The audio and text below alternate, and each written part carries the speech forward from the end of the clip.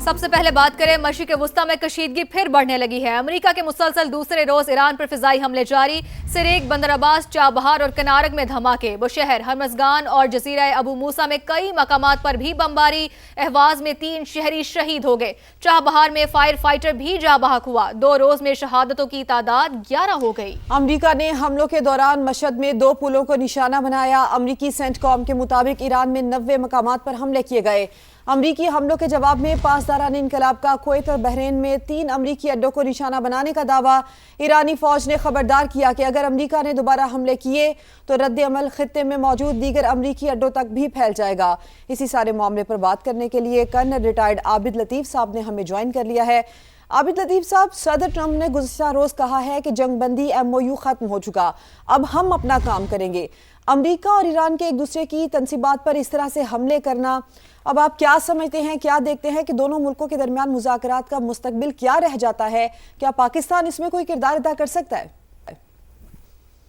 जी, बहुत शुक्रिया मुझे इनवाइट करने के लिए। जी देखिए, बिल्कुल कर सकता है, क्योंकि जो इसमें आप कह लीजिए जो प्रिंसिपल फैसिलिटेटर है right from the day one, वो तो पाकिस्तान है।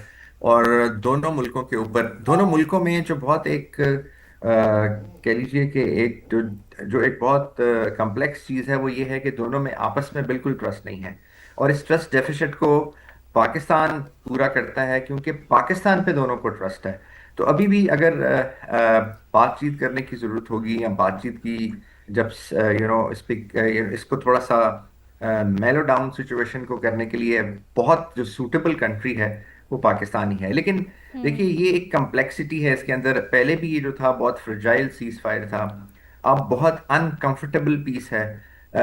क्योंकि जब ट्रस्ट का लेवल नहीं है, दोनों की जो रेड लाइंस हैं वो अपनी अपनी जगह पे खड़ी हैं। तो जो पाकिस्तान पूरी कोशिश करता है कि दोनों के दरमियान में जो बातचीत है उसके जरिए कोई डायलॉग को दोबारा शुरू किया जाए, ताकि कोई, क्योंकि जब कोई जियोपॉलिटिकल इशू होता है जहाँ पे आप ग्रिड लॉक में आ जाएं, यानी कि आप ऐसी सिचुएशन में आ जाएं जहाँ पे कोई सोल्यूशन ना निकल रहा हो, दोनों अपनी अपनी लाइंस पे बहुत स्ट्रांगली इंट्रेंच्ड हो, तो फिर उसको सर्कमवेंट किया जाता है। फिर आप उसके दाएं बाएं से, जैसे कि किसी ऑपरेशन में आप आर्टरी बनाते हैं, तो फिर एक आप डिप्लोमेटिक आर्टरी के थ्रू आप उस प्रॉब्लम को और तरीके से अप्रोच करते हैं।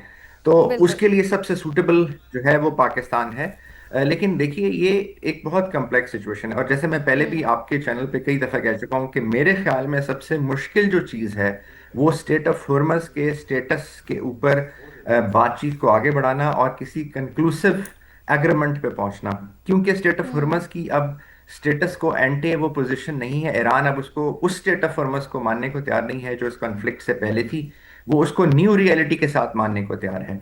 और अमेरिका जो है वो न्यू रियलिटी के साथ मानने को तैयार नहीं है, वो स्टेटस को एंटे पे बिलीव करता है। तो इसलिए दोनों की इतनी डाइवर्जेंस है इसके ऊपर कि ये वाला जो मामला है ये बहुत मुश्किल है। बाकी जहां तक न्यूक्लियर इशू की बात है, जहां तक मिसाइल्स की बात है, मिसाइल्स की रेंज की बात है, जहां तक रिपरेशंस की बात है, ईरान के एसेट्स की बात है, वो सारी चीजें सॉल्व हो सकती हैं। उसके ऊपर एक मैकेनिज्म है, ऑलरेडी उन पे बातचीत हो चुकी है। JCPO की मिसाल हमारे सामने है।